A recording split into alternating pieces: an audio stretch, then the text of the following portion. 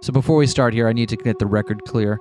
I was absolutely right about that song sounding like Dead Flag Blues. Yeah, I was wrong. I played them both back to back for Vivian.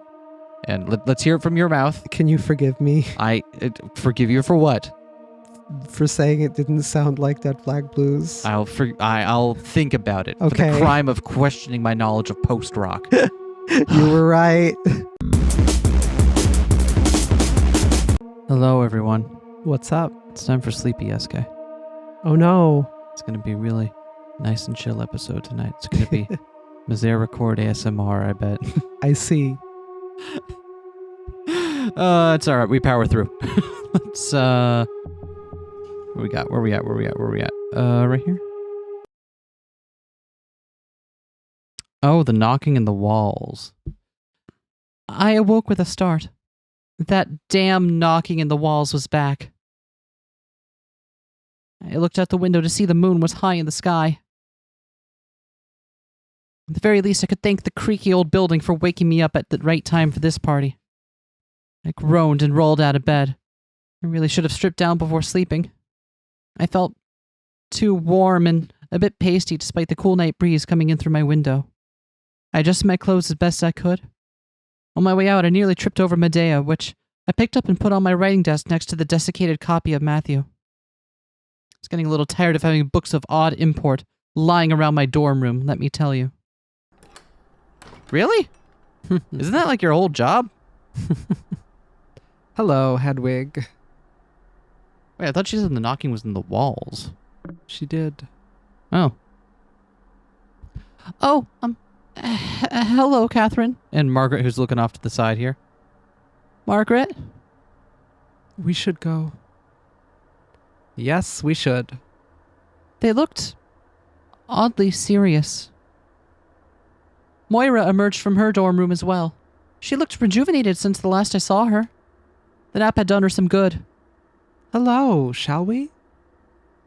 I suppose we must. Moira looked surprised by Catherine's maudlin tone. We traveled to the cellars together in silence. The abbey looked quite mysterious at this time of night. The pale blue light of the moon was competing with the flickering orange torchlights. As we approached the cellar, I realized just how close we were to the superior's office. Is this really wise? Surely the noise will carry a... I doubt it. We'll be deep in the cellars, and these walls are thick.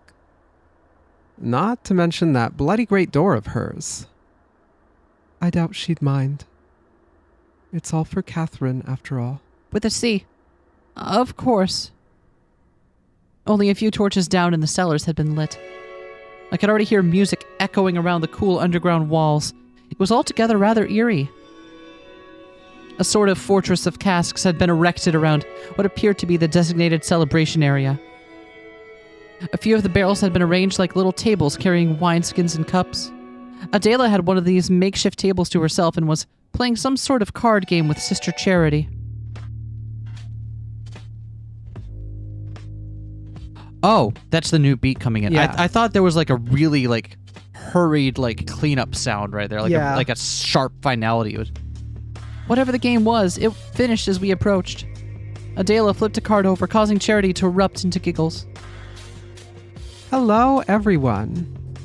Would any of you care to see the future? Oh, is she doing tarot? I suppose so. Didn't we already talk about how that's... we talked about that a couple episodes when it came up first, how it's like it's technically anachronistic for this time. Yeah. Yeah, okay. Or specifically, it's used thanks. in divination. Right, like tarot existed, but specifically it's used game. in divination. What? No, the other way around. Using it in divination is a new thing. Using it as a card game is old. Yeah. Okay. I was agreeing with you. Okay, sorry. I was saying that tarot existed, but using it in divination was not a thing at this time. Okay. Right? Yeah. Okay, yeah. cool. Catherine with a K and Margaret had made non-committal grunts and left me alone with Adela, who was already shuffling the cards. Oh, you should. It's not half bad. I was already planning to leave early and I got a... What was it you said, Adela, dear? Your present card was the 3 of Cups inverted. In that position, it can refer to a lack of time to socialize. Dead on, isn't it? Anyway, I can't stay. These old bones won't survive staying up too late. Just wanted to raise a glass and pour Catherine with the C's name, at least. She was really quite drunk already. You should stick around for just a short while longer. I believe we are giving a toast to Catherine in just a few minutes. Oh, you've talked me into it. She toddled off. Well, would you like a glimpse of the future, Sister Hedwig? I'm not sure I like the look of this. Is this some kind of Iberian custom we shouldn't play around with? Wow, Hedwig. I felt dirty saying that. I want you to know that was in the script. I'm not... It's also, Iberian just means from Iberia. It's the pause and the italicization and the context. Right, like the Iberian. Like saying it like you're not trying to cause offense, but you're making it obviously offensive now. Adela frowned as she continued shuffling her deck of cards. This is an Italian pastime my mother enjoyed, Sister Hedwig. Oh. I felt rather embarrassed again for assuming. I kept doing this sort of thing. I decided agreeing to participate would be the best mea culpa I could offer, despite the misgivings I had with the activity. Go on then. She rapped the cards against the table sharply. I will turn over 3 cards. The first card will represent your past. The second will describe your present. And the third card will give you a hint of your future. Are you ready? This was silly. Well, okay, yes, let's try it. The 7 of Cups. It represents illusions, imagination, creativity. Our past, huh? Our past is illusions, imagination, and creativity. Again, the Hedwig is not Hedwig, folks. Stay winning. But as you can see, it is inverted. From where I'm standing, I suppose. This is about your perspective, so yes, it is inverted. This card represents your past. You were in your cell for a long time, were you not? You spent a lot of time with nobody but yourself, nothing but your own imagination. Clinging to this past will not help you. Your second card, the present. I have revealed the world. Once again, it is inverted. In this reversed position, the world represents your inner torment. You are secluded. You are lonely. You are withdrawn. Oh, now you're just being mean. Because something has been troubling you, yes? Yes. Something you need to get to the bottom of. Something that has been preoccupying you ever since you left your cell. Am I correct? Yes. Of course I am. Somehow, it's not the murder. You were alone in your cell for many years, and now you have been set adrift. That conflict has been eating away at you and driving you further inward. The world in reverse, believe it or not, could be a good sign, Sister Hedwig. It represents your current state. You may yet find the answer to your questions within yourself. Choose a final card and we shall see. I pointed at the topmost card on the pile. I did not particularly care for this game, and I wanted it to be over as soon as possible. Oh. The Queen of Swords, reversed. All of your cards have been reversals, Sister Hedwig. That is interesting. How do you shuffle so that way you change orientation as well?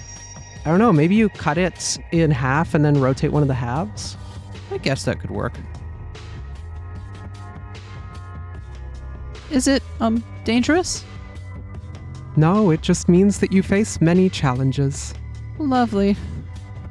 A reversed Queen of Swords in this position means you will continue to have a hard time moving forward into the future. You must make some decisions, Sister Hedwig. This Queen in reverse suggests to me that you must find some strength inside yourself to move beyond your current predicament. Perhaps there is something small you can think of and change. I will, I'll have a think on it. I desperately wanted to leave the table, but Adela was shuffling the card pile again. Let us ask the cards a question. Think hard, Sister Hedwig. What would you ask the cards? You do not need to speak it aloud. Ask the question yourself and then pick a card. I hated this game, but I didn't want to upset Adela.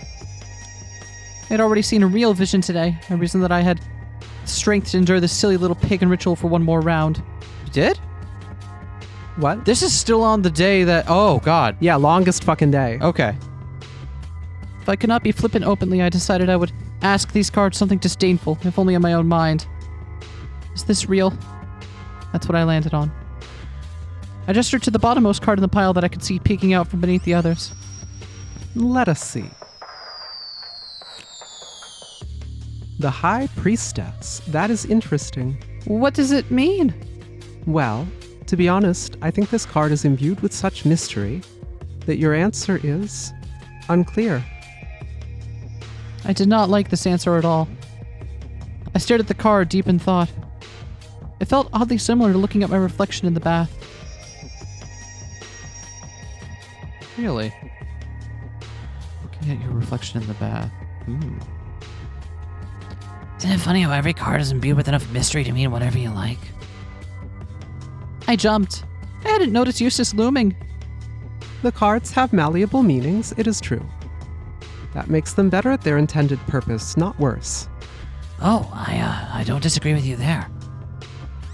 Adela shot Eustace a nasty sneer, relieved that someone else was the target of her ire now at least.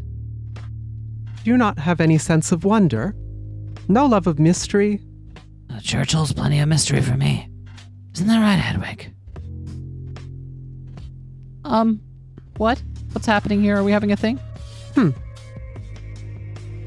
It is a wide world, and I believe we must be flexible if we wish to spread the faith around it. I opened my mouth to refute this, but I caught myself before saying anything. There was no need to draw Adela's attention back to me. I found this talk blasphemous, but at the end of the day, I was a bigger coward than I was a devout Catholic. Wow. Another thing I was coming to loathe about myself. Well, I'll leave you to it. Hedwig hasn't even gotten a drink yet, is that right? Yes. Goodbye, then. She busied herself with her cards. Eustace tugged my sleeve and pulled me away from the table, although I did not need much convincing. She can get a bit funny about her hobbies. I'm surprised she's allowed to bring fortune telling here. Those cards are blasphemous, surely. I'm not sure Adela thinks that hard about these things beyond the aesthetics. I would call her an easily distracted traditionalist. Oh. She led us to a free table near the edge of the makeshift room with thus far untouched cups, and then began pouring 2 drinks. You've, had a long day. Indeed I have. How are you feeling? She nudged a full cup in my direction, which I took with a quickness that surprised even myself. I'm tired, but also very, very awake. Aren't we all? Like I could sleep forever or never again. Darcy was the same way when she started having visions. So you believe me now? I said I believed that you believed you had a vision. Ultimately, what I think doesn't matter. She drummed her fingers on the top of the barrel cum table. I didn't get tripped up. You're the one that laughed like a little 12-year-old.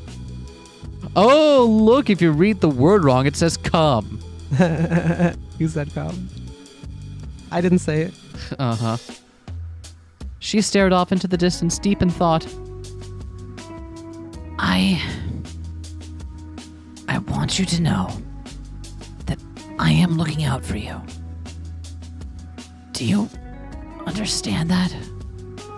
In what sense? I can't really say, but I promise it is not out of disrespect. I am not being condescending.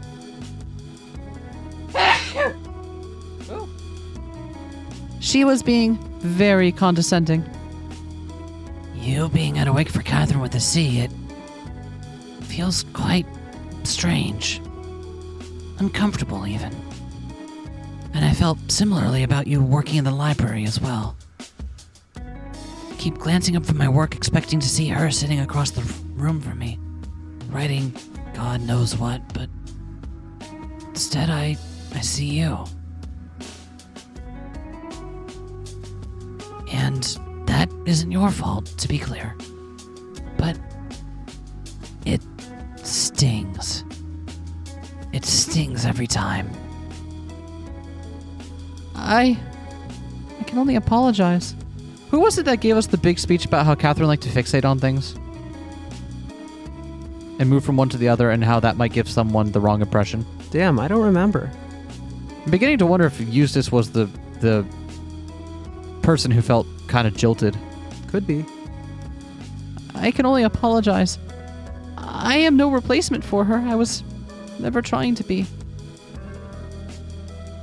I was very angry when I first heard that you had volunteered for her old position. What a climber, I thought. You regretted taking such extreme vows and jumped on a rare opportunity to leave. I know several other sisters think the same way. I don't think that anymore, just so that you know. Well, what changed your mind? You are fucking miserable. This wasn't something you wanted, was it?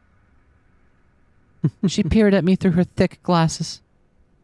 I knew that there was no way I could lie. She was clearly comfortable in her deduction already. No. Superior put you up to something, didn't she? Yes. I wish she hadn't. I sometimes feel the same.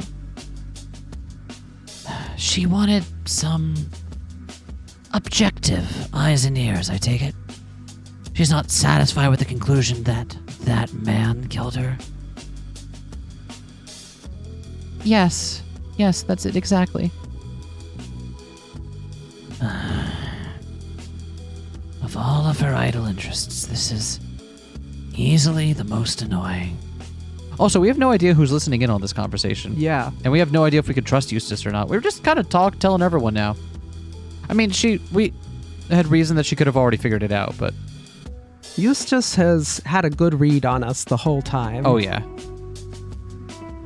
She poured herself another drink. What could convince you to just give it up? That is why I tried to scare you, you know. But you're braver than I thought. Nothing. Oh, please. There must be something. No, there isn't. I don't think it was James either. How could you possibly have an opinion on this? You've never met either of them. That's not true. Catherine with a C came to my hagioscope several times. Yes, to talk about what, please? You didn't know Catherine.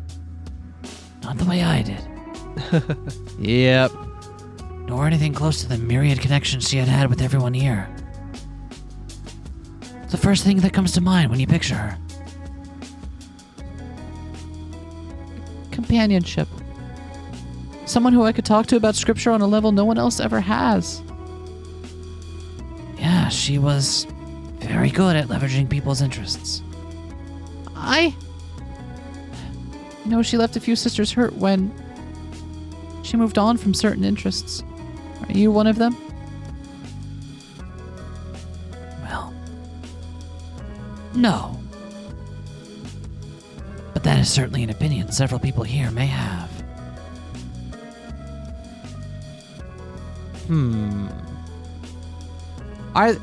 Why? Especially after... It feels a weird time to lie, doesn't it? Mm-hmm. And then to lampshade it? Is it someone close? Is it Darcy? That'd be weird. Well, no, because Eustace and Darcy are clearly close. Mm-hmm. It might be Eustace white knighting for Darcy. See, admit I have some knowledge of the situation. Why is it then that you want me to ignore all of this so badly? Eustace looked around to make sure that nobody was within an earshot. Then she leaned across the barrel to speak in a harsh whisper. Poking around for perceived conspiracies is what got her killed. And I don't want the same to happen to you. You or anybody else. What do you mean?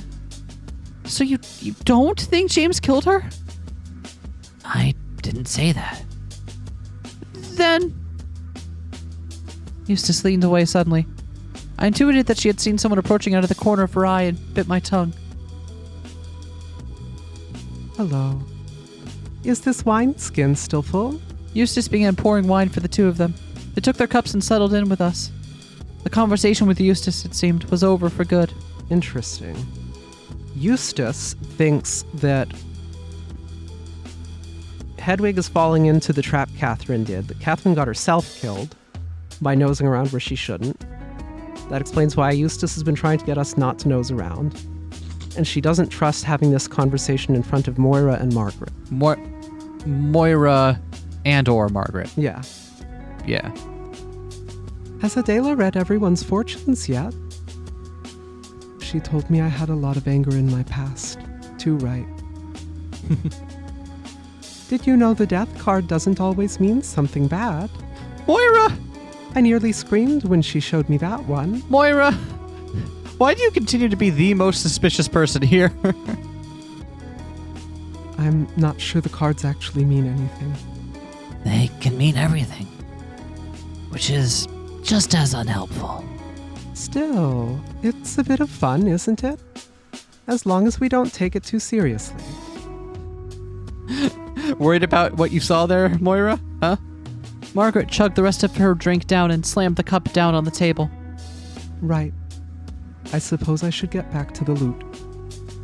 She left the table and Eustace scooted around to better talk to both Moira and I. What's got Catherine in such a bad mood, do you think? She gestured toward the tall woman who was leaning against a barrel all by herself, looking positively ashen. Huh. That's, it's not like her. Not at all. Do you think we should ask her?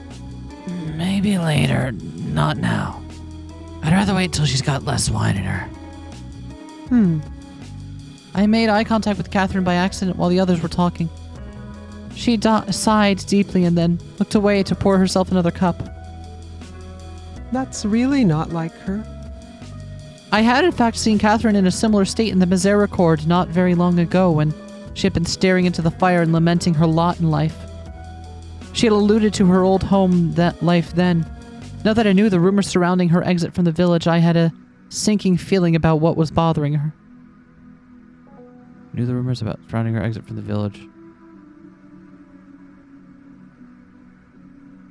The rumors surrounding her exit from the village. So that she was accused of killing her husband? Yeah, I was thinking, so people think that she killed Catherine? perhaps. Mhm. You don't think she really did what they say, do you? What, kill her husband? Moira and I both coughed into our drinks. No, I don't think she did. No, nor me. Uh-huh. Sure, Moira. She's a bit odd, but I don't think she's that kind of odd. Look who's talking.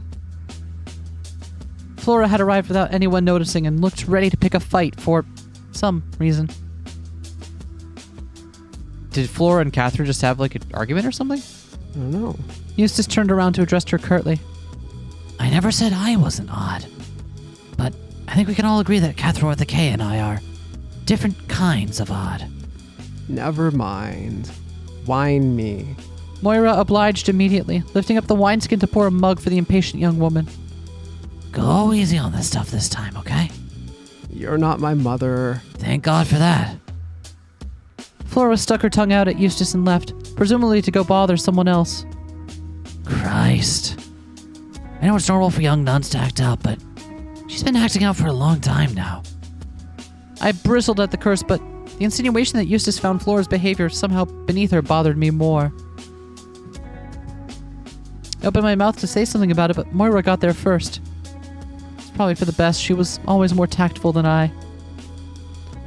You like to act out too, Eustace, just in more elaborate ways, I suppose. My pranks have always been elaborate and thought-provoking. What thought was dressing up as a ghost meant to provoke? Ah, a ghost. We all laughed. Even Eustace. I wish I knew how to do that sort of thing. If I'd been left to my own devices, I would have likely started another argument with Eustace. Woman to woman, Eustace and I had a relationship that seemed liable to fall apart at a moment's notice. With Moira around, I felt part of an inseparable trio. Eustace glanced across the room at Margaret, who was fiddling with her lute while standing on top of a crate. Catherine had wandered over to the makeshift stage as well, and still looked a bit dour. Her and Margaret exchanged a few words. Neither of them looked thrilled, honestly. Finally, Margaret shrugged, Catherine sighed, and appeared to pull herself together somewhat miraculously. Margaret strummed a chord and spoke loudly to everyone gathered in the cellar. Everyone. I know we have some very important drinking to get to, but there's someone who won't be joining us tonight who we need to pay tribute to. A murmur of approval echoed around the room. Someone who can't join us ever again. It has been several weeks since we lost our dear sister, Catherine II. I'm sure she'd be delighted to see all of you here. Annoyed, perhaps, at a few of you, but that's nothing a few drinks couldn't fix, I'm sure of it. Everyone chuckled, but I was left confused. What sort of mourning was this? We will never have a sister like her. I dare say there isn't a convent in the country who will. In the world, most likely. I miss having the competition. Her and I had unparalleled beauty, wit, and grace. I came out on top, of course, but it was very close. More laughter. But she handily bested me at other things. Her boundless love for others, her endless interest in all manner of scholarship, her frankly rabid hatred of Italians. Everyone found this one particularly hilarious, but I was more lost than ever. And the Spanish, or was it the Portuguese? I can't remember. She certainly got her licks in on the English as well, which... She raised her mug to the air and crowd followed suit. Fair play. Fair play to all of it, I suppose. Where else but England would Catherine II get stuck with a convent full of Spaniards and Italians? She was Irish, of course. Moira put her hands together in front of her mouth and let out an approving howl, so loud that I flinched. Everyone else found this very amusing. She liked to remind us of that whenever she could. I once asked her why not go back to Ireland then, when I was particularly irritated with some of her good-natured ribbing. And I swear this is true. She looked me dead in the eyes and said, "My dearest Catherine," ignoring the fact that I must remain here as a nun. I would never consider Lynbarrow anything less than my home. How very trite, I thought. I still do most of the time. Lynbarrow rarely feels like a home to me. The hallways are drafty. What little work there is to do is tedious. And the tedium only increases when there is no work left to do. It rains all the time and it's freezing cold even when the sun is shining. That all being said, I realized something recently. I may grouse about this place, and I'm certainly not going to stop. But Lynbarrow certainly feels like less of something without Catherine II around. And I think perhaps if she considered it a home, I could too. So maybe it is home, for better or worse. I miss her, and I think I would miss all of you just the same were any of you to leave. Most of you. The crowd laughed again. Catherine raised her mug and began pointing at the people in front of her. Charity, what will you miss most about Catherine II? Hold on, dearie. I'm going to look up what song this is because it's very interesting. Eulogy. I'll miss chatting with her about the past. Nobody else here wants to hear it. If there's are eulogies, are there dyslogies where you just badmouth the hell out of someone who died? I hope so. Too bloody right. Marta? I'll miss her assistance in the cellars. Flora? I'll miss having a real friend. Adela? I will miss having a sparring partner. A partner. Yes, that. Hold on to that one. I doubt you'll ever duel someone again. You two were complete madwomen. Eustace? I'll miss our conversations in the library. Someone Eustace enjoyed talking to. What a rare person she was. I think we only have one other here like that. Darcy? Sorry, what was the question? What are you going to miss most about Catherine II? Oh, I will miss having someone to discuss ghosts and spirits with. Steady on. Moira? I'll miss her accent. She was choking back tears. Everyone chuckled sympathetically at her silly answer. It was a little taste of home, I'm sure. I thought we had established that Catherine was French. No, not it's been Irish. established several times that she's Irish. Okay, why did I think she was French? She named a cat champignon. The cat was named in French, that's why. Thank you. Okay. Yeah, but she was well read, so I'm not. Yeah. I just had it all turned around in my head. Hedwig? Only joking. Margaret? I could have shrunk into a mote of dust. That was rude. Yeah, especially because Hedwig did know Catherine more than she knew anybody else here. Yep. I will miss playing music with her. And we'll all miss hearing it. Speaking of. Do you get, like, Reich vibes from this? Yeah. It moves a bit too quickly, which is a weird thing to say about a piece like... Yeah. But, like, I hear this and I'm like, oh, this could almost be... You could almost convince me this was Pulses. Yeah. Right? Margaret, you did say Catherine wouldn't be joining us tonight. But perhaps if we drink hard enough and sing loud enough, she'll join us. Am I right? Come now, if I can't hear you, she certainly won't. Am I right? Everyone began stomping and clapping. Some people were banging on barrels to make extra noise. It was so raucous that I was worried the superior might descend the stairs to chastise us all, but no one else seemed to mind. And then the chiptune kicked in. Yep. Oh, remember this one? The evening descended into chaos from there. I had no idea what I was meant to do. Once Catherine with the K's little speech was concluded, there didn't seem to be much else in the way of eulogizing at this wake. Sisters were all drinking, laughing, playing chess, and reading fortunes from that demonic deck of cards. Frankly, I felt sick. I stood at the edge of the cellar next to one of the barrels, holding a mug that I took the smallest sip from every now and then. Felt even more out of place here than I had in the Misericorde. I was confounded by the realization that place, which was designated specifically for rule breaking, had felt less debauched than what I saw before me. Margaret played her lute for what seemed like hours, taking breaks only to swig whatever drink Catherine handed to her. Catherine herself seemed to be in a better mood than earlier, although she might simply have been too drunk to feel anything. Even Moira was acting far more depraved than I was used to seeing. She was dancing like mad, bumping into people and cheering and banging barrels to create a makeshift percussion section for Margaret. Adela made her way over to me, smiling. What are you doing all the way over here? Oh, I'm just tired, that's all. Come and join in. I'd rather not. I'm happy here. Do you feel out of place? I just didn't know Catherine with a C that well. You're not here because of how well you knew Catherine.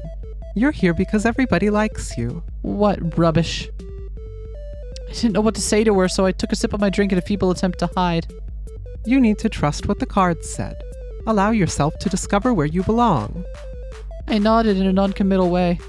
Mercifully, this seemed to satisfy Adela, who danced off back toward the rest of the group. I could hear words scraping against stone. Flora had pushed a crate next to Margaret and was clambering atop it clumsily. Everyone! She wobbled and nearly lost her balance until Margaret caught her. Thank you.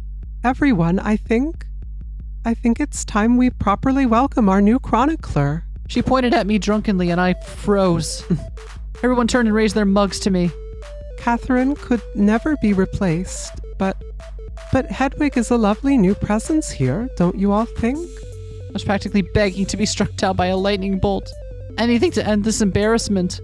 The feast had been bad enough, but seeing the sisters fully uninhibited, smiling at me, seemingly entirely earnestly as they toasted me, it made my blood boil.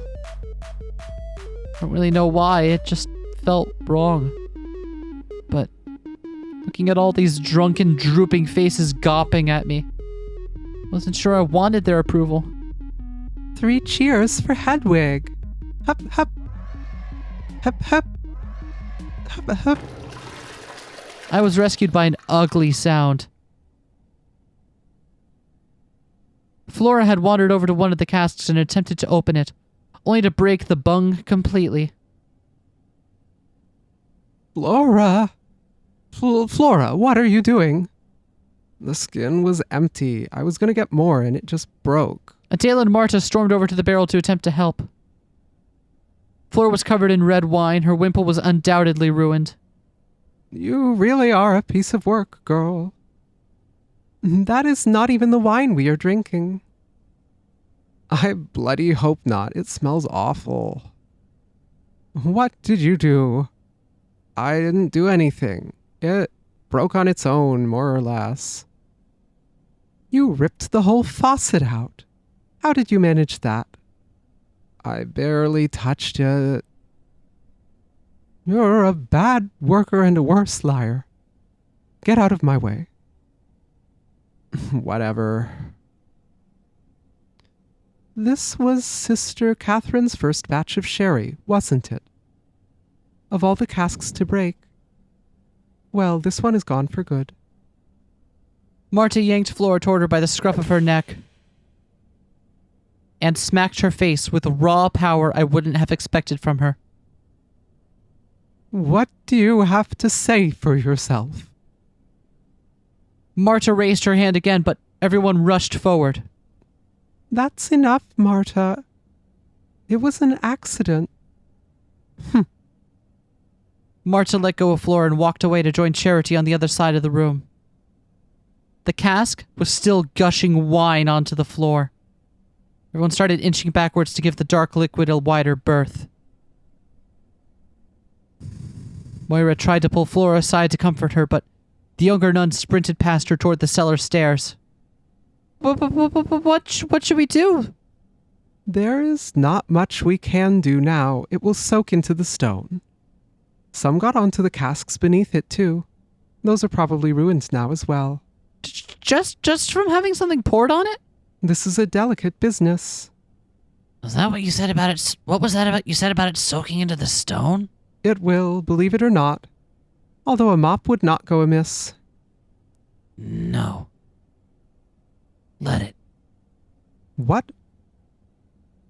What are you talking about? This is Catherine's sherry, right? The wine she worked on when she tried her hand at winemaking? Should let the abbey have it. You mean... Catherine made this.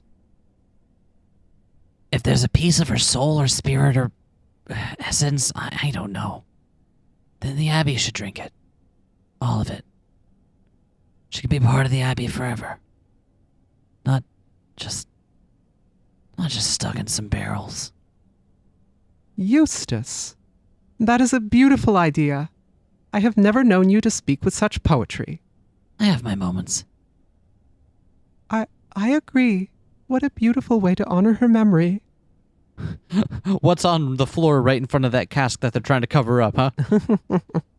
It is certainly unique. Befitting, I suppose. When you say all of it, Sister Eustace? All of it. Anything Catherine made. The mood had soured somewhat when Flora had broken the cask, but a new buzz of activity was starting. Should we just pop the rest open? Let's smash them. That is more like it. A cheer went around the room. Should I go get an axe from the workshop? Oh, so there isn't a different weapon to decapitate someone around here. Sure is. Good to know, Darce. Thank you. Good idea. No, I have a better idea. Eustace. Why not use Catherine's sword?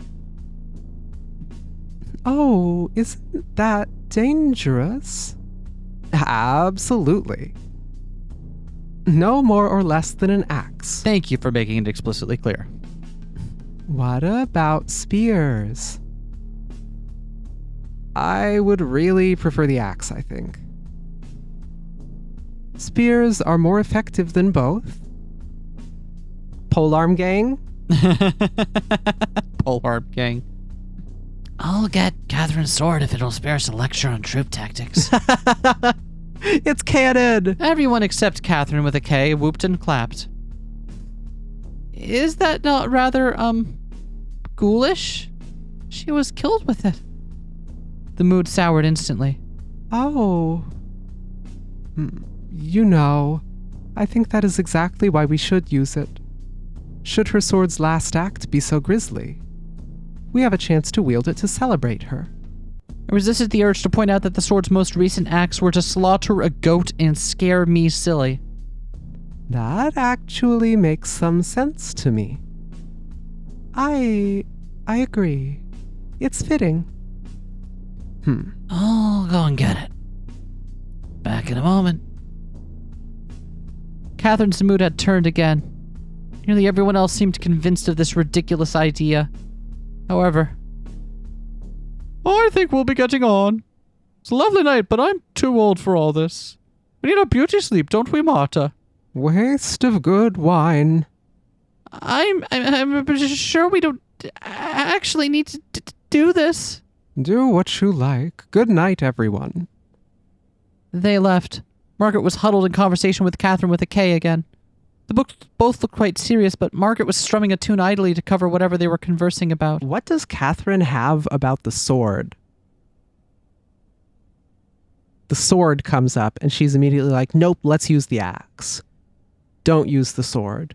And then everyone agrees on it, and then as soon as someone brings up, oh, by the way, that sword was used to do the killing, Catherine's immediately, like, gone back to clammed up, talking about something in secret with Margaret. Someone in the comments section brought up an interesting idea. Everyone's lying all the time, right? Yeah. What if Catherine is lying about having an affair with James?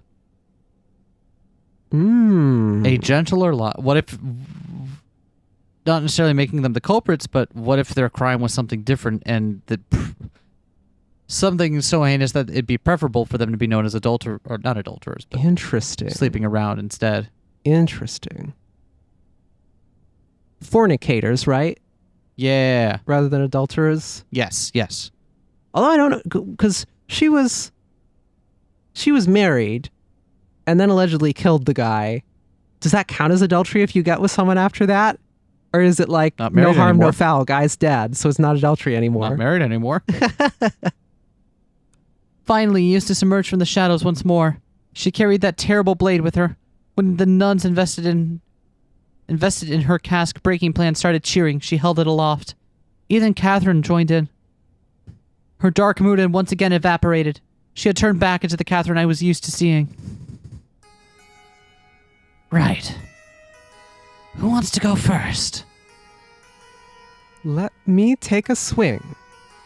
It should be Hedwig. Of course, that is a much better idea. Very fitting. Oh, no, I couldn't. Go on, Hedwig. Eustace approached me and held the sword out as if it were the most natural thing in the world. The pommel toward me, the blade resting at her side, balanced flat on her palm. She knows how to handle a sword. Now, be very careful. Grasp it firmly with both hands. Everyone was looking at me expectantly. I don't know. Oh, right, you're saying this in retrospect. I was like, how does Hedwig know exactly how to hand someone a sword safely? But this is being told in retrospect. Okay. Hedwig, Hedwig, Hedwig. Because it kind of makes it like, it almost makes it seem like she's held a sword before. Hedwig, Hedwig, Hedwig. Hedwig, Hedwig. Yes, I'm right here. You don't all have to shout. Everyone began chanting in unison, even Eustace. Hedwig, Hedwig, Hedwig. There was nothing else for it. I took the sword in my hands and everyone cheered. How does it feel? It's much lighter than it looks. Oh, yo! Oh, hey! Is that our first time seeing part of Hedwig's face? It is! I saw my reflection in the blade. It was an odd sensation. I suddenly felt very powerful. I turned the blade over with a quick little flip. It felt so natural. What's that carved into it there? I don't know. Is that... I can't read that script. Yeah, I don't know what that script is, but... Yeah, I don't know what's up there either. Turn the blade over with a quick little flip. Handling the sword pretty. I hadn't even held the sword for a minute, and I already felt as if I were equipped to take on the world. Surprised to discover that there was an engraving in Hebrew on the side of the blade near the cross guard. That's why I can't fucking see what it is. How odd, I thought. While I recognized the script, I could not read it. I didn't have long to muse over it, however. What part is that? Someone in the comments will let us know. They've been good about it. Step over here. Careful now, to this cask, Sister Hedwig. Everyone else should stand back. Now, lift it up. I was not really listening. I knew what to do. With a speed that evidently surprised Adela, I swung the blade down onto the top of the barrel in front of me.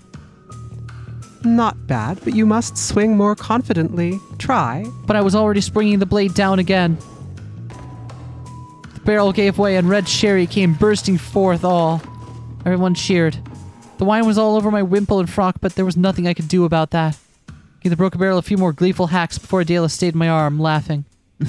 Give someone else a turn. Who wants to go next, There are just enough casks for all of us to do one, I think. Everyone clamored around.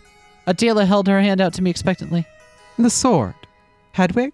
Oh, yes, of course. I handed the sword back to her gingerly. I didn't want to let go. The crackling energy didn't subside, thankfully. Adela took her turn next. Began her assault on the cask in front of her with a violent thrust into the dead center of the lid, as if she were attempting to pierce a wooden shield. So Adela knows how to handle a sword. Yeah, she was the one who was always dueling with Catherine. Yep. She's not just doing her... What is it, the Station Zanma style? The tip of the blade wedged itself between two of the planks, and she pressed forward with a slight twist. The entire lid buckled and split apart immediately. Adela was covered head to toe by the red sherry. She giggled and then held the sword aloft, similar to the way Eustace had, and gave a mighty war cry. That is how it is done. The sisters present all clapped for the expert swordswoman, and she gave a little bow and held the sword out for the next contestant. Catherine stepped forward. The end of her cloak drifted atop a flood of wine that was spreading rapidly outward from our position.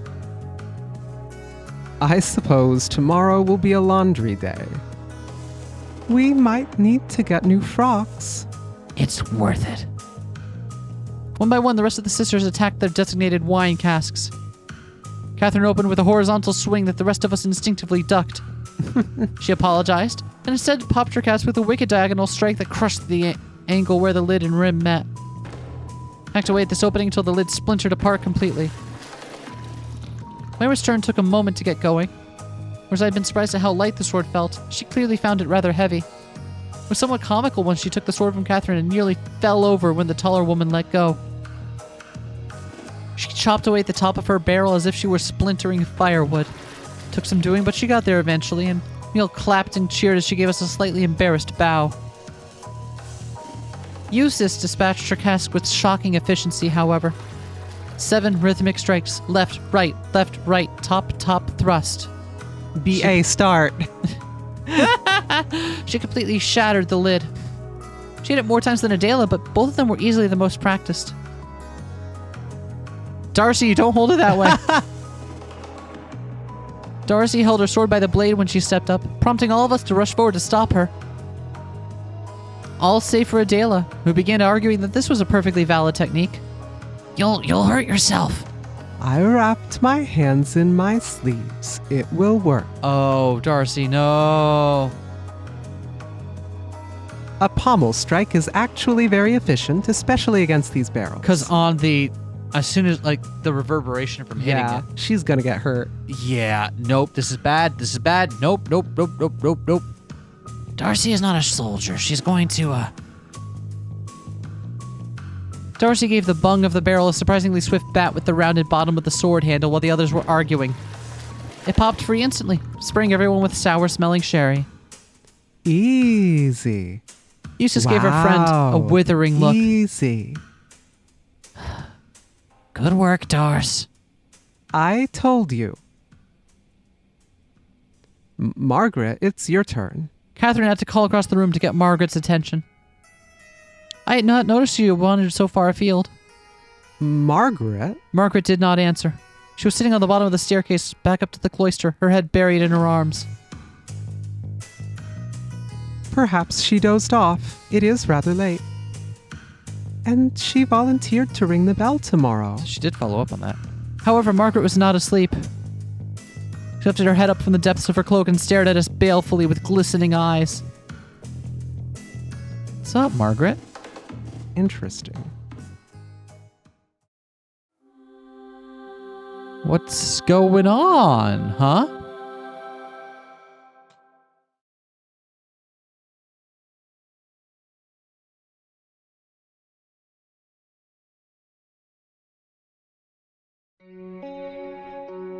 I wanted to say something to apologize, even though I had no idea what I would be apologizing for.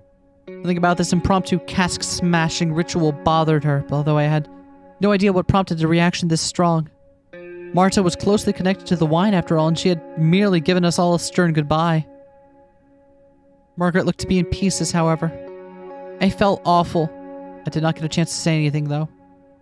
Catherine coaxed her friend away privately, and they dispersed up the staircase into the darkness while the rest of us said awkward farewells. The spattered with wine, looking like spattered with blood sprite. Yep. A long night, I think. Was smashing all of those a bit gauche? Disrespectful to Catherine's memory, perhaps? I didn't intend it that way. Hopefully she understands that. It was a good idea, Sister Eustace. We climbed the staircase together, then turned back toward the cellars to admire our handiwork. Moira started giggling. The Superior is going to kill us. Let her try. That's the most spiritually satisfying thing I've done in ages. Ah, Sister Flora. What about Flora? She did not get a chance to join us. She kind of wandered off, right? Yeah, where the hell is she? Oh, she ran off after Marta. Yeah. It was her actions that inspired the whole exercise. We should find her. There's one cask of Catherine's awful sherry left, I believe. Suppose it'll only be fair. Good thinking.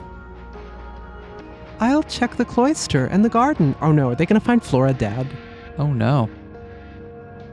Flora Cloister- dead and everyone's spattered with red, so you don't know who killed her. Yeah. Maybe she's just getting some fresh air. I will scour the dorms and kitchens. I'll make a round of the grounds. Rhyming. Hedwig? I'll search wherever is left, I suppose. The chapel? Adela could cover the chapel. That's closer to the kitchens. Check the rest of the upstairs, maybe? Hallways and such. By my old cell, you mean? Exactly. Stay back here once we finish looking, aye? I did not adore this idea, but I wasn't about to argue with Eustace in front of Adela and Moira. We trapezed up the stairs and went our separate ways. Traipsed? Probably. Another one of those words I've seen printed a lot of times but never heard aloud. Eustace was still carrying the sword with her, swinging it idly at her side as if it were any old thing. I found myself alone in the dark passageways and began to wish I had a weapon as well. That hot rush of power holding that sword had provided had rapidly dissolved. Oh, I see. That hot rush of power holding that sword had provided had rapidly dissolved in the cold night air. Got there. Figured it out. Reading. I walked down the hall toward the intersection I had seen Eustace's horrible ghost visitors with caution. The wind was picking up. I could hear that big door rattling again in the distance. Thought about peeking outside, but there was no chance that Flora was out on the wall when it was this cold and windy. That's how I excused myself anyway. In truth, I did not want to be startled by the door slamming again. Flora? I turned the corner away from the door. Flora? I could hear something strange underneath the wind. It was higher pitched and irregular in rhythm. It came down from the dark passageway to my cell. I behaved a few steps forward to confirm it. I was sure of it. The sound got louder the further I walked. The hair on the back of my neck stood up straight. Eustace was busy in the garden. There was no way this could be a tired retread of her old jokes. It was an unearthly wail. It echoed around the whole hall, bouncing from wall to wall, pillar to pillar. Thought about the passageway Margaret had shown me. The demonic circle etched into the stone. Danger. Ooh, The barcast. I forgot about that. It's kind of quaint. I could not bear it one moment longer. I turned tail and sprinted out of the hall. Whatever that noise was, I told myself, it couldn't have been her.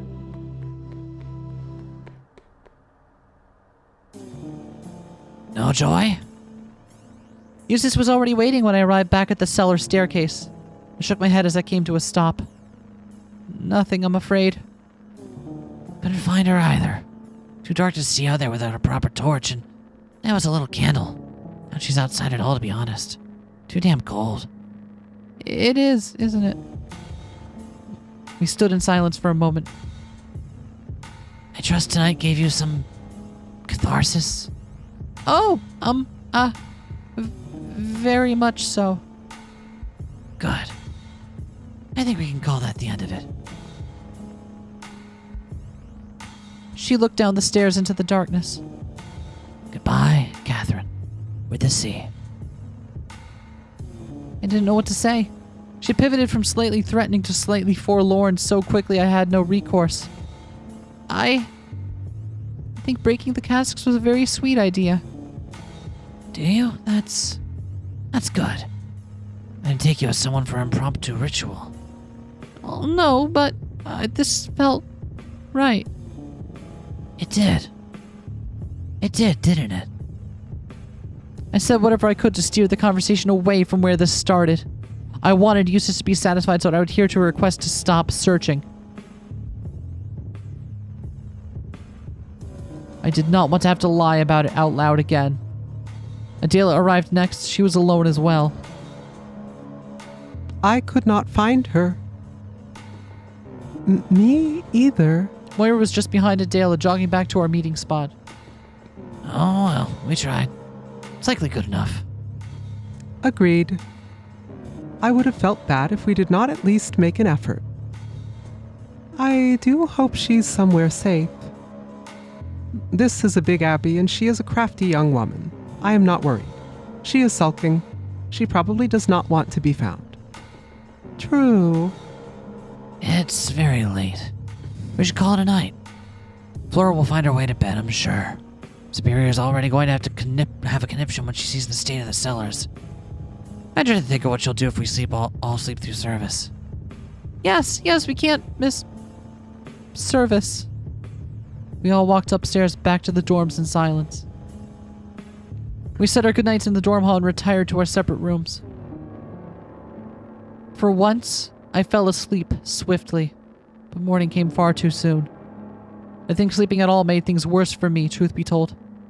Have you ever had that experience? I can stay awake for quite a long time if I have to. But if I fall asleep, I'd need a proper full night of rest. Otherwise, you can't regain all your spell slots. I groaned when I woke up. I don't know how long I'd even managed to sleep for. I got dressed and stuck my head out into the hallway, and my heart sank. There was no activity in the hall, and a few doors were ajar. I was late for service. I scurried down the stairs as quickly as I could. The rain clouds that had been looming last night had finally broken. I could see a dotted black line of nuns entering the chapel ahead of me. I thanked God I wasn't too late. As I made my way inside, I sensed that the mood was grim. I looked around at everyone. Sisters looked slightly haggard and paler than was usual. Nobody was speaking. I did not see Flora anywhere. My heart sank. Margaret was sitting near the front of the chapel, her head resting on her closed fists. She had evidently gotten here first. I'm sorry, everyone. I volunteered to ring the bells this morning, but I forgot. She was staring straight ahead at something. Everyone looked so upset I half expected to see a dead body lying on the altar as I got closer. However, Margaret was staring dead ahead at a crumpled pile of wooden wreckage sitting on the floor in front of her. The portative organ. Oh, Margaret! I was trying to fix it. There was this piece that Catherine and I would always take out for a laugh. I know you all know. And I thought to myself recently, this joke is wearing a bit thin. Maybe it's not the best time. I came back in here to pop the missing piece back in and crash. Ha ha ha. Nobody spoke. Are you going to tell her? God, no. If one of you wants to sell me out, feel free. But I'm not going to get myself in trouble. The gathered sisters awkwardly took their seats in the pews. We waited for a while, listening to the sound of the rain. I was trying to do something nice, and then it fell. I can't complain, I suppose. The door finally swung open again. I turned around to see the bishop holding it open for the superior. She glowered as she strode forward. Each of her footsteps echoed with a terrible and heavy thud against the chapel floor.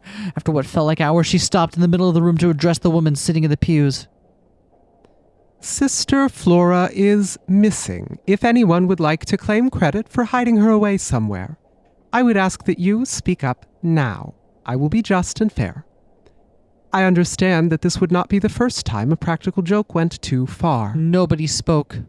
I assume the mess in the cellars has something to do with it. I am offering clemency. Will nobody take responsibility for their actions? Very well. Should your consciences recover, you may reclaim some decency by confessing to me privately in my office after service. She looked around the chapel sternly. Everyone averted their gaze. With a sharp sigh, she moved forward toward the altar. Each footstep echoed terribly in my head. I could see Margaret tensing up ahead of me. There was a pause. Oh, hell. Everyone jumped. The superior had seen the portative organ. She flew up the steps toward the altar in a rage. Margaret, Catherine, which one of you was it? So that gets her angry? That gets her furious? Silence. Eustace? Who did it? I know it was one of you. The room was utterly airless. It had to be someone here. We don't have ghosts here, nor spirits, bar guests, or any other devilish creatures. I know it had to be someone in this room. Who else could it have been? Flora? You all protect each other. Don't for 1 second think I cannot see it. I scarcely know this place anymore. You all hide every aspect of it from me. It matters not if it's a missing bread roll or a piece of my portative organ or a murdered sister. Superior, are you not feeling well? What happened to that cool chessmaster persona? No, Sister Moira, I am not feeling well. My youngest charge is missing. I pray to God that she hasn't met the same fate as Sister Catherine. And do you know why I pray? Because I have a congregation of rats gnawing at my ankles. There is nothing you will allow me to do. I am supposed to be in charge. I am Mother Superior. But I understand who is really in control here. It is not me, it is all of you. Each and every one of you spend your days trying to find the cleverest little ways to defy my wishes and orders. Perhaps we should take a moment to calm ourselves. Perhaps try to put this instrument of yours back together, or should this young sister is simply playing truant. The superior raised a silencing hand to the bishop, who looked dismayed. Is it very hard living here? Is it so difficult not having to want for anything? To not have to throw yourselves at some awful man or beg for money on the street? This place gives you everything. I give you everything. But it's never enough. You all have the run of the place for almost every hour of every day, but the barest of responsibilities, the smallest courtesies, are too great an ask for you. Oh no, you could not possibly spend 30 miserable minutes listening to some liturgical music. You undoubtedly all have pressing plans today. I'm certain they're important. Drinking yourselves into a stupor in the Misericorde, perhaps? Or are you all waiting to dance around Flora's body trussed up like a maypole? I have turned a blind eye to all manner of vices in my tenure here. Do not pretend I am unaware. Manly, selfish sodomites, the lot of you. She loomed over the altar, breathing ragged. Her eyes darted between all the women present, who squirmed uncomfortably and looked away. I just can't bear being treated this way any longer. Could any of you? How many of you could stand to live the way you all conspire to make me live? I took a peek into the cellars this morning. Broken barrels, wine all over the floor. It stunk to high heaven. I could deal with that on its own. I wouldn't stop you all from having your fun. But where is Flora? What happened? Will no one come forward? Very well. Snitches get stitches, Mother Superior. She stepped down from the altar. The bishop made to follow her. He looked gravely concerned. The superior looked straight ahead as she strode defiantly out of the chapel. Service is concluded. Do whatever you like. Mabel. The bishop turned around as he reached the door. He shot an apologetic glance around the room, then bounded after the superior as they swung shut. We were left in the dark. Sorry, I was a bit preoccupied last night. Where is Flora? An uneasy feeling was starting to build in the room. We don't know. What was she preoccupied with? We saw her talking with Catherine and run off on her own a while, but... We looked for her last night after everyone else left the cellar, but thought she'd have returned smashing the barrels with us. Don't you dare blame me. Wouldn't dream of it. I don't like this. Me either. If she left of her own accord, Flora is responsible for her own choices. She may be the youngest of us, but she is 19 years of age. Flora would have a family by now, were she not here. Responsibilities. She ran off after Marta hit her. Don't you dare blame me for this. Wouldn't dream of it. Thank you for setting me straight, Eustace. I merely assumed as I was not there. It's interesting that Angela was here, but even she didn't speak up and snitch on Margaret breaking the organ.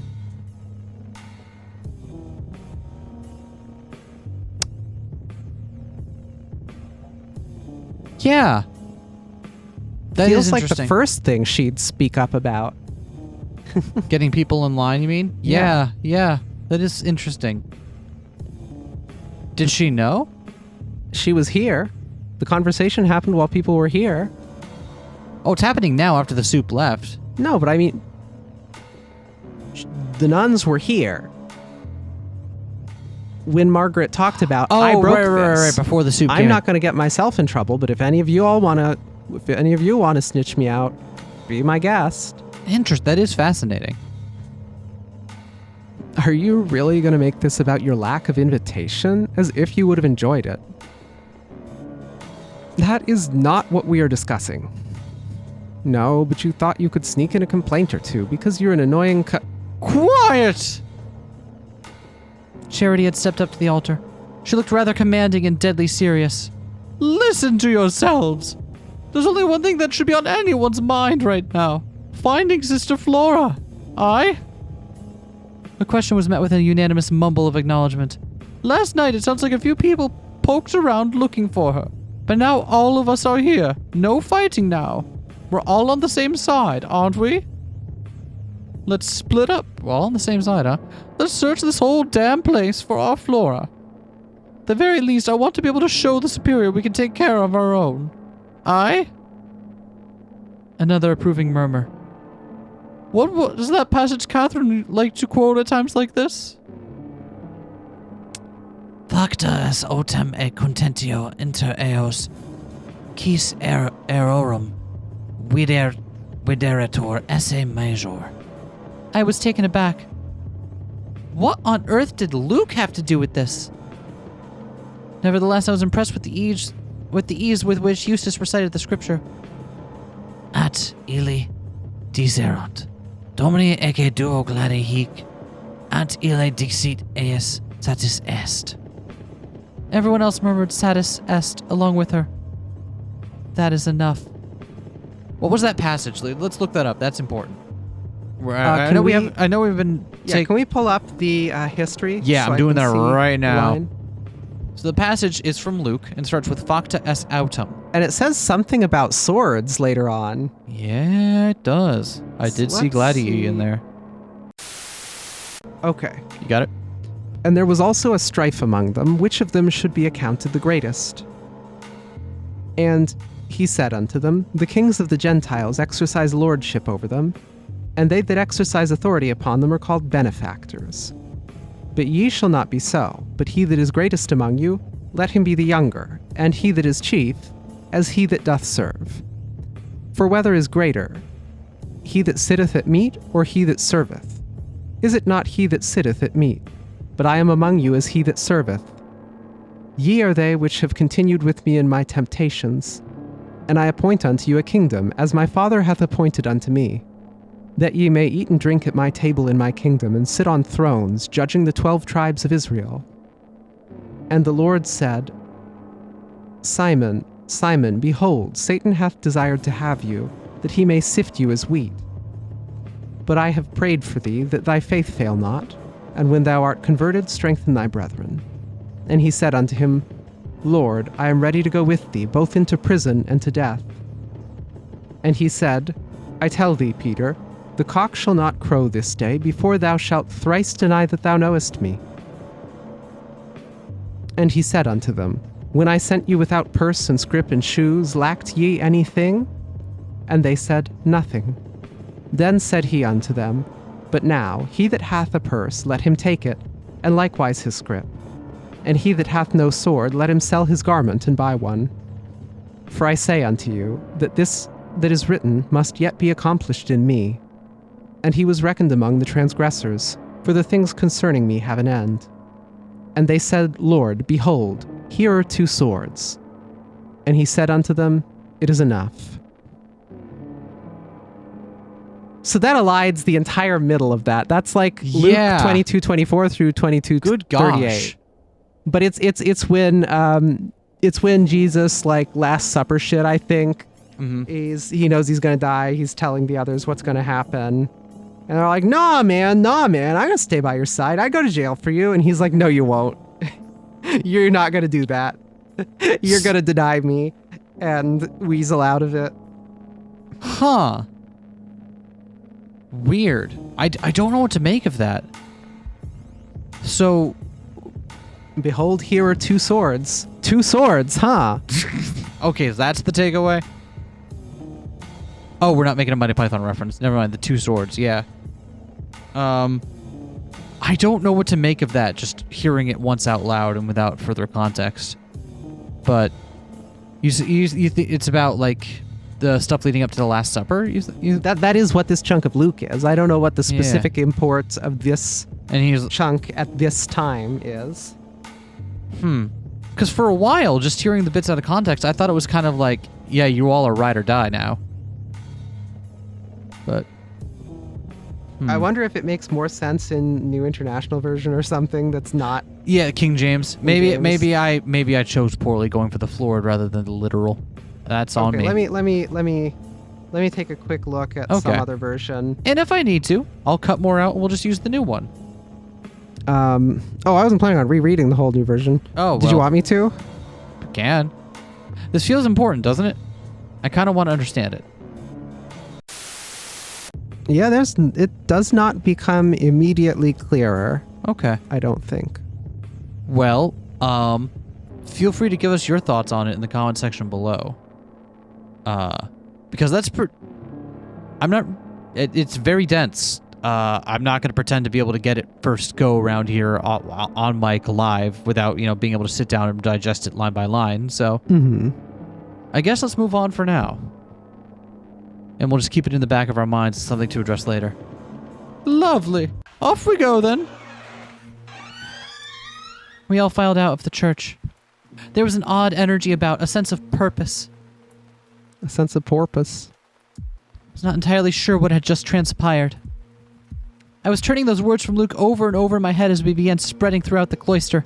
Why that passage? What did those words mean to those women? And what did they have to do with finding a missing girl? I was baffled, but I was at least relieved to be free from the confines of the chapel. I decided to begin my search in the garden. Most of the others, it seemed, were headed toward the main building. I really did hope Flora was safe. But right now, I just wanted to be alone. I had had quite enough group discussion for one morning. Even in the rain, the flowers were quite lovely. They bounced up and down as raindrops hit them. There was a faint and pleasant rustling all throughout the grounds. I walked up and down the hedgerows. I was not sure what to expect. Would Flora jump out from behind a bush? I was likely to find her sulking in a bed of carrots. I began to feel quite guilty. I wasn't helping. I was taking a relaxing stroll among the flowers. Oh! Campy had emerged from... Compy? Chompy? Chompy. Chompy had emerged from underneath the thicket in front of me. Seemingly unbothered by the rain, it sat in my path and leveled a curious stare my way. Well, go on then. Shoo. You'll catch a cold in this weather. Do cats catch colds? The cat flicked its tail back and forth and stared at me. It looked thoughtful. It felt like I was being sized up. I suppose I should thank you. You took the blame for the ink bottle after all. Yes, I was losing my grip on things a bit, wasn't I? Talking to a cat. What was I thinking? It seemed to understand me, however, because vermin share a secret language. Oh, that's a good line. It walked forward and rubbed itself against my ankles, disappearing underneath my robe for just a moment. Ah, don't touch me. I hopped to the side.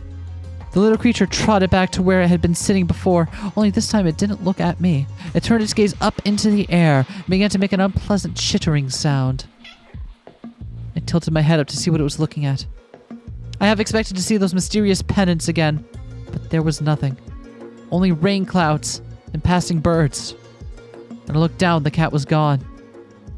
I sighed and peered into the sky once more, just in case I had missed whatever the little creature had seen. There was nothing amidst the clouds. However, out of the corner of my eye, I saw something on the parapet overlooking the garden. There it was again, looking straight at me.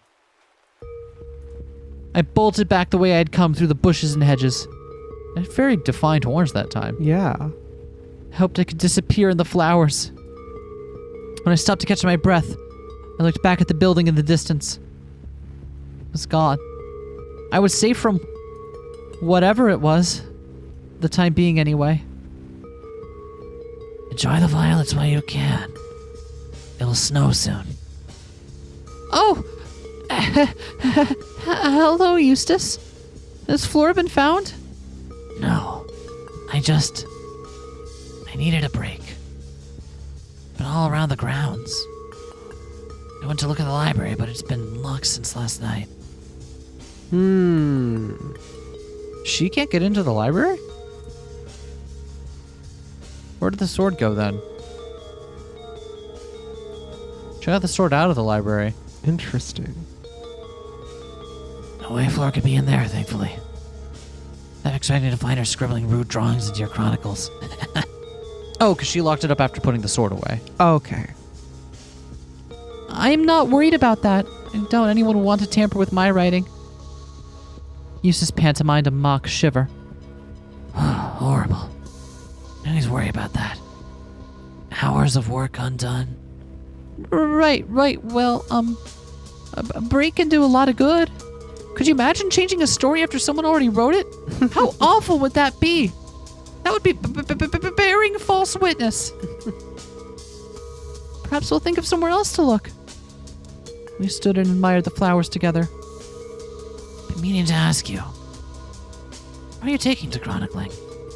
This is the time for this conversation. The time and the place. It's such a weird time and place to be having this conversation. Aren't Eustace and Hedwig conspiring? They're just... Can't help but notice that you still tend to finish quite early. Oh, it's been no problem. I'm sure I'll come into my own once I've had a little more time practicing the fundamentals. So long as nothing's bothering you. I know we made up on the cart ride, but... Oh, no, none at all. I haven't given her a little spat a second thought. Liar, it switched too. Oh, yeah. Well, that's good. I really am sorry about all that. Her expression stayed as inscrutable as ever. There's no need. Sister Eustace, I've been sad about something else. Flora will turn up. No, it's not that. I'm afraid that Sister Catherine, Catherine II, she has not left my thoughts even though I was not party to the event. Forgive me if I'm going in circles here, but I've still been hearing so much about her, but at the same time, very little. If that makes any sort of sense. It does, although it doesn't surprise me. You weren't here. I mean, you were, but you weren't. You don't really understand what she meant to us. You should be glad of that. Keep it that way. Hedwig, you must be exceedingly careful. This isn't the first time you've cautioned me. What do you really mean? I don't think I need to say more. I am afraid you must. Eustace gave me a piercing look for a few minutes, but then relented with a small sigh. Listen, I don't intend to be rude about it. You and I are very similar in some regards. Were you anchored at some point? No. We both bristle easily at a misunderstanding, don't we? I cannot disagree. Conversation is difficult. I understand. I can sense the questions you're dancing around while talking to me, hoping that I'll answer without you asking. I just don't want you to wander into a situation you can't handle with someone else here. I can't fault your curiosity, but you must understand that losing Catherine II was shocking in many ways for many people, for many reasons. Reasons that someone not deeply embedded in Limbarrow could never understand. And you're worried I'll upset someone? More or less. I'm only trying to help you. I keep finding you swinging sticks around wasps' nests. Do I come across that way? A little girl swinging a toy sword around? Yes you do. The superior meant well, but she had a bit too much faith in her own clever idea, I think. Was able to figure out what you were up to. Someone else might catch up. How can I not ask after Catherine with a C? She is nowhere, but she is everywhere. She's been brought up to me several times without me asking. She's inescapable. Even if I wasn't charged to investigate her death, I would have heard about her and I would have been curious. I even saw her body. No idea what she looked like. But nonetheless, everyone here has painted a picture of her in my mind. Listen, if it helps, you can just ask me, right? Ask anything you like. To try and bait it out of me. What happened? The day it all happened. Well, I'd got up early to do some work in the library. Sister Charity found the body on her morning walk. She was beside herself. The morning walk, huh? We know that's not something that happened. Is she reciting? She's reciting a party line to us. Apparently. Catherine's body was in the middle of the cloister. She'd been beheaded, although later we discovered that wasn't her only wound. We didn't Evidently, know that. there was a struggle between her and her attacker. Of course, we didn't have time to sit around and speculate. Marta comforted Charity while the rest of us scrambled around looking for the killer. Checked upstairs, Misericorde, and the library. Using those might be good hiding places. Or Darcy checked the dormitories. It was a day like any other. It felt strange. As if we were all working as normal, doing our separate tasks. It was still just a morning at the abbey. When I couldn't find anyone in the library, I went down to the superior's office. Apparently I was the first to think of letting her know. She and Angela were still preparing for the morning's liturgy, but That's not what they said they were doing. Yeah. They said, Angela said she was frustrated with the soup and trying to argue her case all night long, Yep. which we said was unlikely. But as soon as I told her what was happening, she joined the search. Eventually, we ran out of places to look that weren't already covered. I remember passing Adela coming up from the cellars, shaking her head. Superior Moira and I attended to the body while the search continued throughout the grounds. Took Catherine's body into the chapel and laid her under the altar and covered her with a blanket until we could arrange a burial. It's probably for the best that Moira and I handled it. I think the two of us have the strongest constitutions out of anyone here. Eventually, Sister Angela held a young man on his ear. I vaguely recognized as being our delivery boy. Only vaguely? You work in the library. He's in there delivering letters for Catherine all the time. You only vaguely recognize him? She said she had found him hiding in the east grounds. I stressed that it was normal for him to be here in the mornings and that the commotion would have just scared him, but then Darcy wandered in holding his traveling cloak. It was covered in blood. So Darcy found the cloak. Said she had seen it in his cart. And that was that. Superior and Moira dragged the fellow up to the hospitalum, and here we are with a new chronicler. They took him straight to the hospitalum? Immediately.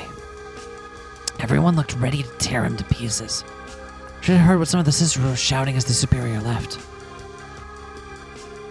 It just doesn't seem right, although I suppose it was better to lock him away in a dungeon than leave him at everyone's mercy. I spoke to him, in the hospitalum. I know he could be a simple liar, but he pleaded so earnestly, it felt strange. It doesn't feel right to keep him there. Why does the hospitalum have a dungeon? Eustace's eyes narrowed. She stepped toward me without warning, pushing me into the flower bush uncomfortably. Hedwig, listen to me very closely. I thought I had made it clear, but apparently I'm not getting through. Be careful. She had me by the scruff of the robe, and even though she was slightly shorter than me, I felt terribly threatened. Why can't you just trust me? I'm doing everything in my power to help you. Flora wasn't careful, and look where we are now.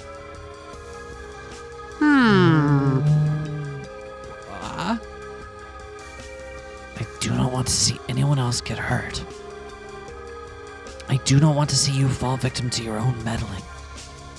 I need you to stay out of this. I don't know what you're talking about, Eustace. Stay out of it. Leave it alone! Her words seemed to echo around the garden for a few moments. Her demand scared even some of the birds away. Finally, she stepped off. She brushed off her robe, still looking at me intensely. You have to trust me. Whatever the Superior is putting you up to, you need to stop it. Please don't misunderstand me, Hedwig. I am on your side. Do you believe James killed her? Hedwig, Do you believe it? no. Then surely you understand that I can't just... I can sympathize. But you need to let it go. Are you trying to find the truth as well? Maybe we can work together.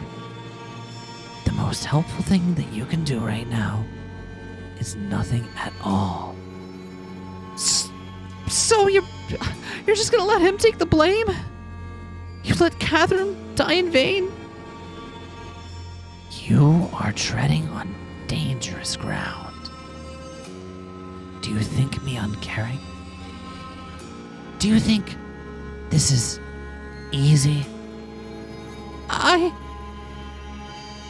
think Catherine would have wanted justice to be done.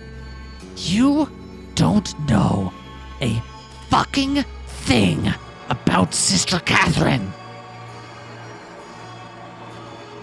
Not a thing.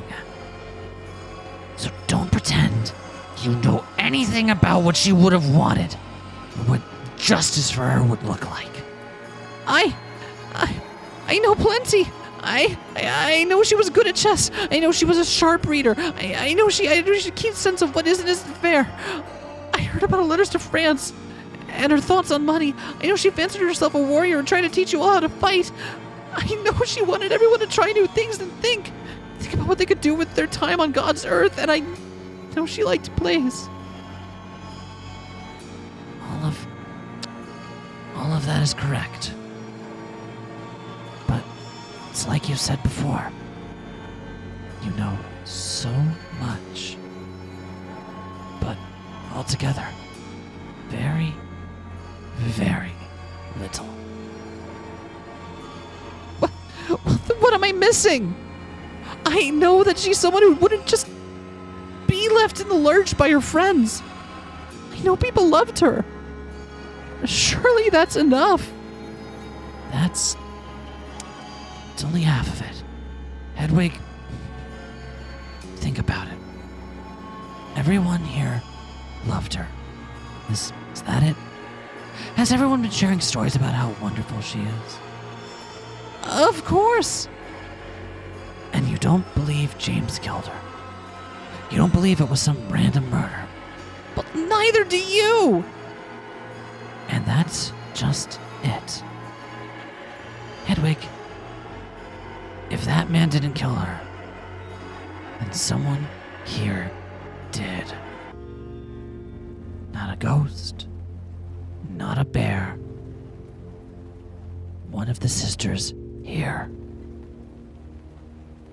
And that means that the things that people loved about her, that's only half of the story. You're saying that someone is lying to me? You will never find an answer because you will never fully grasp what our relationships here were like. I just want the truth for her sake. Eustace began to chuckle and then laugh heartily. I was stunned. This is in very poor taste.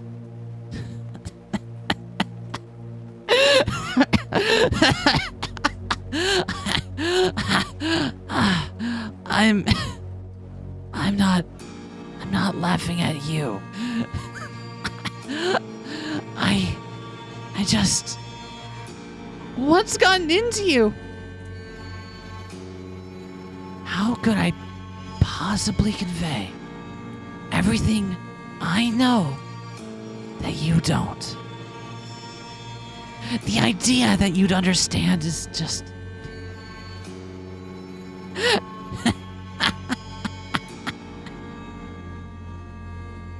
Oh yes, you're very proud of how intelligent you are, aren't you? The very thought of explaining what I know to someone who wasn't there. You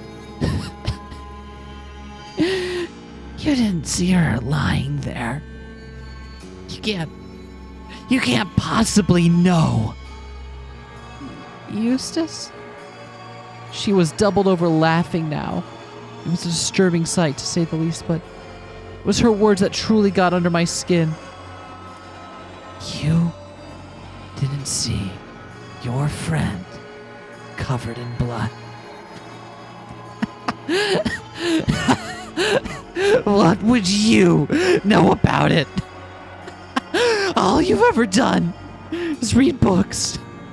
All you ever do is speculate. You're poking around in stories you have no stake in.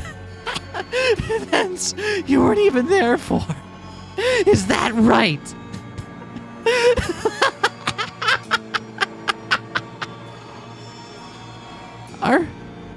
Are you quite all right? You don't even know what she looked like. I saw her with my own eyes. Her head in her hands, blood all over the place, and I cleaned it off. I was her dearest confidant. I couldn't stop it. And you think you could do better? I didn't mean to. I didn't know what to do. I tried my best to assume a comforting stance, some sort of embrace, but my arms never made it around Eustace's body. She jerked her head back and began to dry heave between her humorless, maniacal laughs. I carried her by the legs with Moira. like two ill and just carrying a drunkard home. Her head kept falling off. Can you imagine it? Your friend's severed head rolling off of her chest, bouncing on the stone. Over and over. Down the chapel's front stairs.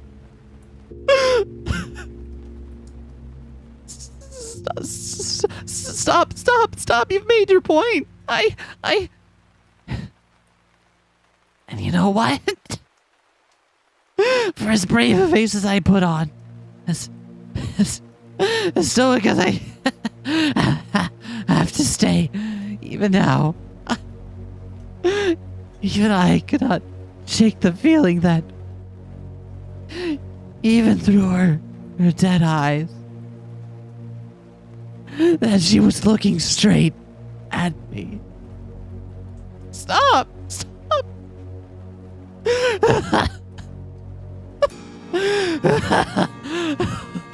How perfectly horrible it all was.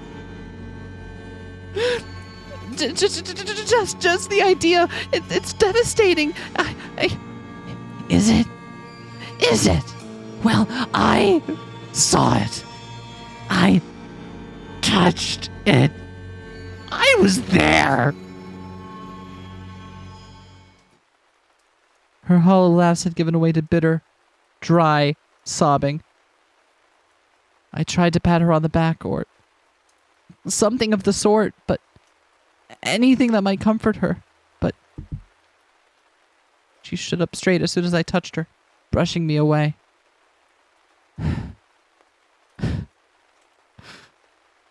Promise me. You will stay out of it. Please. Eustace, This mess is It's too much for me to bear, and I understand the extent of it all. I was present for the whole affair, and I can't bring myself to do anything about it. I don't know who could be watching. I don't know what else might happen. Maybe that's why I can help. Why I should help. Eustace shook her head. No, there's nothing you can do. Nothing, but I'm already... You don't know how much progress I've already made. It can't be much if you're still standing here. And what's that supposed to mean? Whatever sort of conspiracy is playing out here, it would have to be all-consuming. I knew the instant the Superior announced you'd be joining us that it must have something to do with Catherine. If it was that obvious to me. I know that I'm being watched. I've seen someone, perhaps more than one person. I can't know for certain. Figures in the shadows. That's always been me. My stupid, practical joke. I did that to scare you off, but it didn't work, clearly. Maybe some of them, but I know it hasn't always been you. How? How could you possibly convince yourself of such a ridiculous... Because I just saw them. She suddenly went very pale. You... On the top of the wall. Not a quarter of an hour ago. Unless you can be in two places at once. It couldn't possibly have been you. Eustace wiped her face with her sleeve. Maybe that was someone else I put up to it to scare you. Maybe this is all just another trick of mine. I do not believe that it is. Then you should take my warnings even more seriously. Are there ghosts here? Devils? I don't know. But I know there is some malevolence at work in this place that is real. It is hurting people. It is killing them. And I am trying to help you stay out of its gaze. Your concern is noted. I know there's a dark force at work in this place. It killed Catherine and it's taken Flora. On that we can agree. But I'm not just doing this for the Superior. If Flora never showed her face here again, how would you feel? If you have any decency, you must feel wretched for just imagining it. I feel that way about Catherine, and I never met her. It was one of her books and some of your stories. So I know you must feel worse than I do. I'm scared witless by the shadow I worry is creeping in the shadows, but it would be worse to ignore it. And I'm not going to let it stop me. Not them, nor you. I will not let the devil win. I held no blade in my hands, but at that moment, I felt like I could have taken on an army by myself. I breezed past a dumbfounded Eustace back toward the abbey. And that's where we're leaving it for today. All right. Woo! There's a lot in that. Yeah. Shit. Forgive me for not wanting to stop and smell the roses there. I was getting into it a little bit. But there is certainly a lot we need to talk about that was just kind of casually said there. Hedwig actually brought up the one I was thinking, like, it couldn't have been Eustace or only Eustace. Eustace, we know, has talked about, like, wanting to claim credit for stuff because it's a good thing to, like, maybe have people think that you've done. The most important part was that Hedwig saying that she didn't know Catherine. All she had was their stories in the book. She spoke with Catherine through the hagioscope several times, to a point enough where she feels emotionally invested in her death. Doesn't feel right to say she didn't know her. But we'll get all of those next time, or possibly later. I don't know how much more there is left. It might be an extra long episode. Who knows? Bye, everyone. Peace.